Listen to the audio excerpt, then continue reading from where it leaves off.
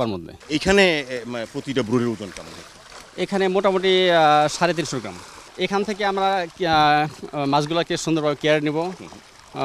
এখানে নেওয়ার সময় কি কি ব্যবস্থা আপনার কি ধরনের খেয়াল রাখেন? ধরেন মাছটা যখন আপনি ট্রান্সফার করবেন তখন ট্রান্সফার করার সময় আমরা খুবই সতর্কতামূলক অবলম্বন করি। কারণ হচ্ছে একটা মাছ মারা গেলে আমাদের অনেক ক্ষতি, যেহেতু মাছগুলো আমাদের ডেভেলপ করা এবং মাছগুলো আমাদের বাইরের মাছ। আচ্ছা, সেই ক্ষেত্রে আমরা কোন দেশের এগুলো? এটা মালয়েশিয়ান জাত। মালয়েশিয়ান মানে এই তেলাপিয়াগুলো মালয়েশিয়ান জাত? মালয়েশিয়ান জাত, জি। এটা কেমন উৎপাদন কেমন, প্রোডাকশন কেমন? এটা উৎপাদন হচ্ছে মোটামুটি 6 মাসের মধ্যে এটা 450 থেকে 500 গ্রাম পর্যন্ত হয়ে যায়। এটা ম্যানেজমেন্টের উপর নির্ভর করে। কি পরিমাণ ডিম পাওয়া যায়? একটা মা মাছ থেকে বছরে প্রায় 2000 পরিমাণ ডিম পাওয়া যায়।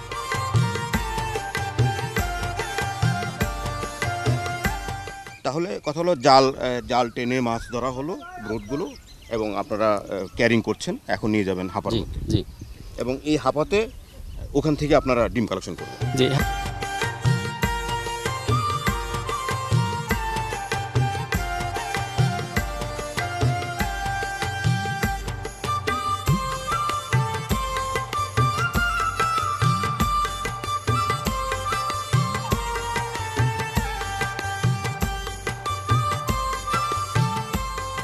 আমার সাহেব, এগুলো আপনি বলেন যে 25 দিন পর্যন্ত ট্রিটমেন্ট, হরমোন ট্রিটমেন্ট করছেন শতভাগ মনোসেক্স তেলাপিয়া করার জন্য।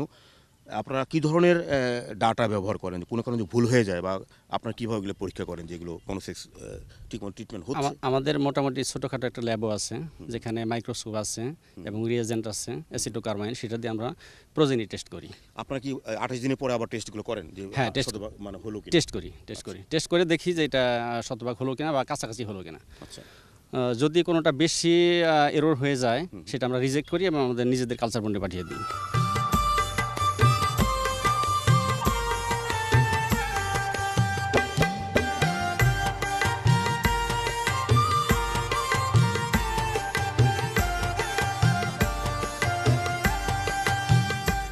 আমরা সব আমরা যতটুকু জানি যে যখন পোনা ডেলিভারি দেওয়া হয় তখন অক্সিজেন এবং পানির মাত্রাটা সঠিক হতে হয়।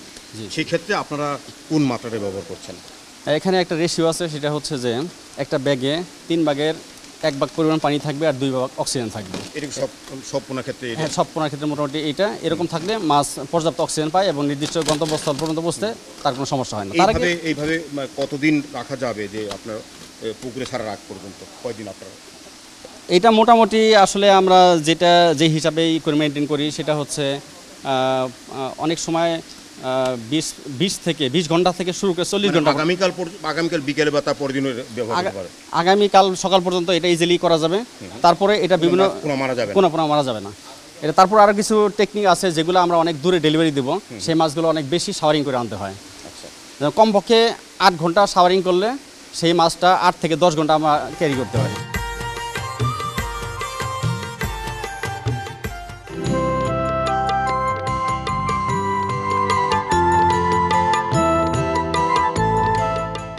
দেখছিলেন অনুষ্ঠানের সর্বশেষ প্রতিবেদন। আজ এই পর্যন্তই। আমাদের আগামী অনুষ্ঠানগুলো দেখবার আমন্ত্রণ জানিয়ে শেষ করছি আমাদের আজকের মাটির মানুষ। সকলকে ধন্যবাদ।